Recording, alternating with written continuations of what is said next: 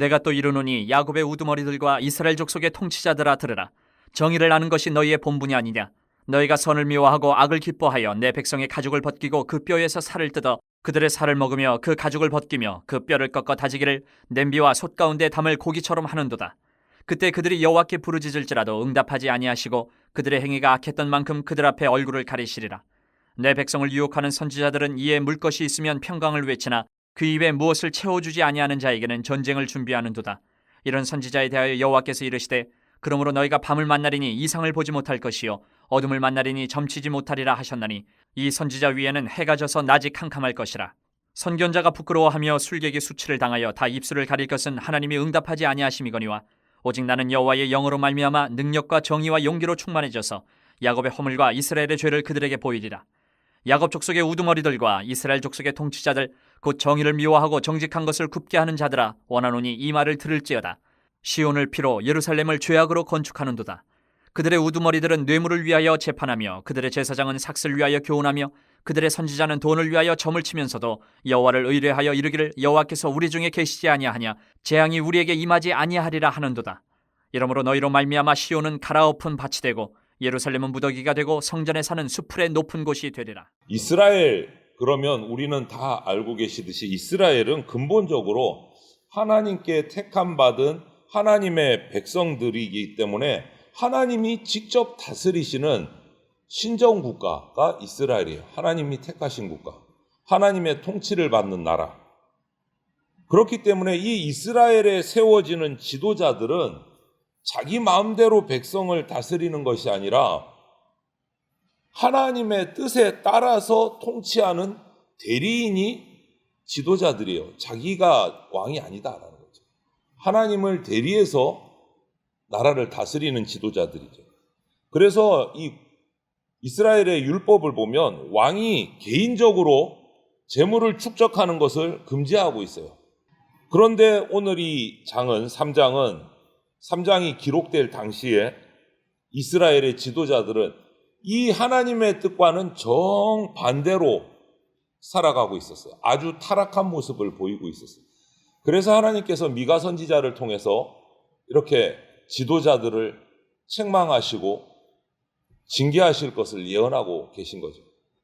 오늘 표현을 들어서 보면 왕, 또 정치적인 다른 지도자들, 그 다음 종교 지도자들 전부 다 가릴 것 없이 자기 권력을 이용해서 백성들을 착취하고 탄압합니다. 종교 지도자들은 물질의 이익에 눈이 어두워서 이 권력자들에게 붙어서 하나님의 말씀을 마음대로 해석을 해요. 그래서 자기 이득을 취하는 거예요. 이런 모습을 보면 어느 사회나 꼭 이때뿐 아니라 오늘날 우리 사회에도 적용이 될 수 있을 것 같아요. 어느 사회나 이 지도층이 부정부패를 저지르게 되면 그 사회는 너무너무 힘들어지고 그 부정부패가 쌓이면 결국은 그 사회가 망하는 쪽으로 흘러갈 수밖에 없다. 그만큼 지도자층의 부패는 백성들에게 악영향을 끼칩니다. 큰 영향을 줍니다. 그래서 오늘 본문에서 미가 선지자는 이스라엘을 이끌어가는 이 지도자들에게 초점을 맞춰서 하나님의 말씀을 전하고 있어요. 한번 살펴보면 1절부터 4절을 보면 지도자들을 책망을 합니다. 하나님께서 미가 선지자를 통해서 정치 권력을 손에 넣은 사람들이에요. 그러면 하나님이 나에게 권력을 맡기신 이유는 하나님의 공의와 정의를 구현하라고 맡기신 건데 그렇게 하지 못한 거예요. 오히려 그들은 하나님께 위임받은 힘을 가지고 연약한 백성을 학대하고 착취하고 선은 미워하고 악을 기뻐하는 정반대의 길을 간 겁니다.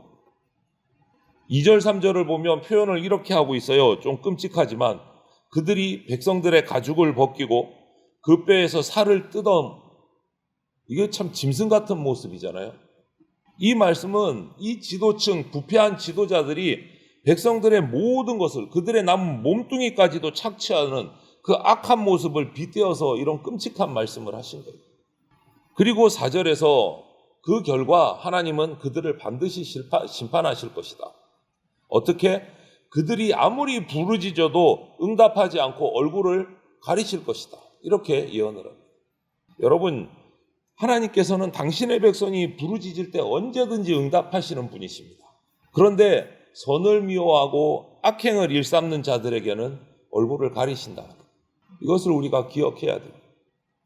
우리가 하나님께 응답을 받고 하나님을 만나려면 먼저 죄에서 돌이켜야 되고 말씀을 따라서 정의와 공의를 행해서 선행을 행할 때, 그리고 우리가 예배 드릴 때 하나님이 우리의 예배를 받아주시고 기도에 응답해 주신다. 우리가 이처럼 인애와 정의를 행하지 않으면서 하나님 임재 가운데 들어가겠다? 그럴 수는 없습니다. 하나님이 얼굴을 가리신다 그랬어요. 오늘 이 악행을 해가는 이스라엘의 정치, 종교 지도자들에게 얼굴을 가리신 것처럼 우리도 만나주지 않으신다. 꼭 기억해야 됩니다. 그런데 이 제사장들, 정치인들만, 왕들만 타락했느냐? 아니요. 오늘 5절부터 8절을 보면 타락한 것은 선지자들도 마찬가지였어요. 선지자들도. 백성들이 좋은 것을 주면 좋은 메시지 전하고, 백성들이 안 주면 저주하고. 이게 참 말도 안 되는 얘기가 이 당시에 벌어진 거예요. 선지자의 사명이 뭡니까? 하나님의 말씀을 정확하게 전달하는 거예요. 듣기 좋은 말씀도 정확하게, 듣기에 거북한 말씀도 정확하게 전달하는 것이 선지자의 사명인데, 이 거짓 선지자들은 백성들이 듣고 싶어 하는 말을 지어내서 전해줘. 그러니까 하나님께서 또 이들에게도 말씀하십니다. 그 거짓 선지자들을 심판하셔서 영적인 밤이 되게 하겠다. 영적인 밤이 된다는 게 무슨 말입니까? 더 이상 그들이 하나님의 음성을 들을 수 없고 하나님의 이상을 볼 수 없고 계시를 볼 수 없게 만들어버리겠다. 그렇잖아요. 선지자가 하나님의 음성을 못 들으면, 계시를 못 보면 뭐를 전하겠어요? 아무것도 못하는 거예요. 영적인 캄캄한 밤이 되는 겁니다. 주님 뜻대로 하지 않으면 우리도 마찬가지입니다. 오늘날의 교회도, 오늘날의 지도자들도 마찬가지예요. 주님 뜻대로 하지 않으면 주님께서는 우리가 하는 일도, 그 일하는 사람도 인정하지 않으신다.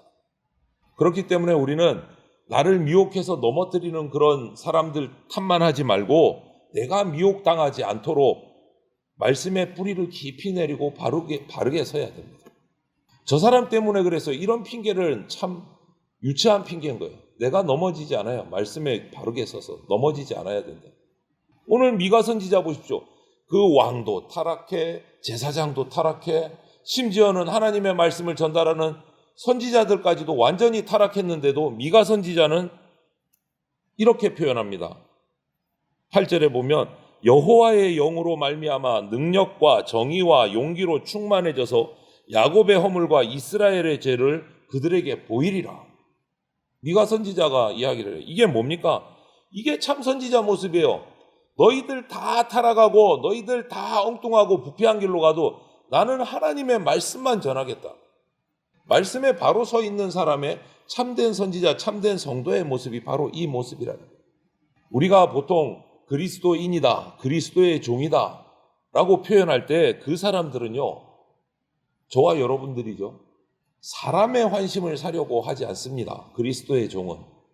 그리스도의 종은 하나님의 마음을 어떻게 하면 기쁘게 해드릴까? 거기에 관심이 집중되어 있는 사람이 그리스도인이고 그리스도의 종이라고 말할 수 있습니다.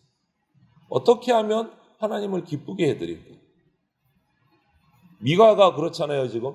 사람들이 너 말하지 마, 너 예언하지 마, 이렇게 핍박하는데도 전부 다 듣기 좋은 소리만 하는데도 미가만은 내가 너희의 죄를 말할 것이다. 너희의 죄를 말할 것이다. 하나님을 기쁘시게 하는 선지자의 모습을 보여주는. 그럼에도 불구하고 이 당시 미가 선지자가 이런 계시를 할 때 이스라엘의 지도자들, 거짓 선지자들은요, 아주 큰 착각에 빠져 있었어요. 미가가 이렇게 선포하는데도 오늘 11절에 보면 이 사람들의 착각한 내용이 나와요. 뭐라고 얘기하느냐, 이들은 여호와께서 우리 중에 계심으로 재앙이 임할 리가 없다. 완전 착각하고 있는 거예요. 미가가 그렇게 저주와 재앙을 선포하니까, 죄를 지적하면서 선포하니까 하나님이 우리 가운데 계시는데 그런 재앙 안 온다.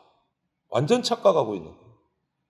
정치, 종교 지도자들, 그들이 자신의 그 잘못된 행동을 전혀 깨닫지 못하고 있는 거예요. 그들은 하나님 앞에서 죄를 범하고 있으면서도 자신들은 하나님께 택함받은 백성이기 때문에 영원히 하나님의 보호를 받을 것이다 라고 착각을 하고 있는 거예요. 여러분, 우리는 안 그렇습니까? 많이 그런 것 같더라고요. 많은 그리스도인들이 이렇게 합니다. 나는 교회 다니고 주일마다 예배 드리고 헌금도 하고 하니까 나는 구원받아. 맞을까요? 틀릴까요, 여러분? 지금 이 이스라엘의 정치 종교 지도자들, 거짓 선지자들이 하는 얘기하고 다를 게 없어요. 나는 하나님께 택함 받은 백성이니까 나는 죄 지어도 구원받아. 완전히 착각하는 거예요. 미가 선지자는요, 그들이 가장 안전하다고 믿었던 그 예루살렘의 멸망을 예언을 해서 그들의 착각을 완전히 깨뜨려 버립니다. 결국 훗날 어떻게 됩니까? 다 아수르로, 바벨론으로, 다 포로로 잡혀갑니다. 미가가 하나님의 말씀을 예언한 그대로 다 이루어져요. 회개하지 않는 자들에게는 멸망만 따릅니다. 우리가 이런 위험한 착각을 하고 있지 않는지, 이 미가 선지자 당시의 지도자들과 백성들처럼 이런 정말 위험한 착각을 하고 있지 않는지 스스로를 잘 살펴야 됩니다. 그들의 마지막이 어떻게 됐는가를 기억하십시오. 하나님의 공의와 진실에 기초를 하지 않고 하나님이 아닌 자기 영광을 위해서 나라를 세워가고 삶을 살아가면 반드시 무너집니다. 오늘 교회와 오늘 사회가 무엇을 바탕에 깔고 세워져 가는지 우리는 살펴야 됩니다. 하나님의 공평과 정의, 사랑과 거룩 위에 세워져야 무너지지 않습니다. 오늘 이 말씀을 보면 한 사회의 지도층들이 공동체의 미래를 결정하는 아주 중요한 역할이라는 거 우리가 알게 돼요. 지도자는 스스로 행동을 결정할 때 혼자만의 이익이 아니라 모두의 이익을 생각하면서 결정을 해야 됩니다. 결국 오늘 본장에서 이스라엘의 그 지도자들이 타락한 결과 사회가 다 타락하고 결국은 나라가 무너지는 결과까지 앞으로 맞이하게 돼요. 지도자의 중요성이 얼마나 큰지를 우리가 알 수 있게 되는 거예요. 여러분, 그래서 우리가 오늘 이 미가서를 묵상하면서 이 땅의 지도자들이 하나님을 두려워하는 마음을 가질 수 있도록 기도해야 합니다. 하나님 말씀대로 사는 사람만이 이 땅에 빛이 되고 소금이 될 수 있다라는 것을 기억하시고 오늘 기도하실 때 우리 나라를 위해서 또 우리 교회를 위해서 지도자들을 위해서 기도하는 그러한 성도들이 꼭 되시기를 주님의 이름으로 축원을 드립니다. 아멘.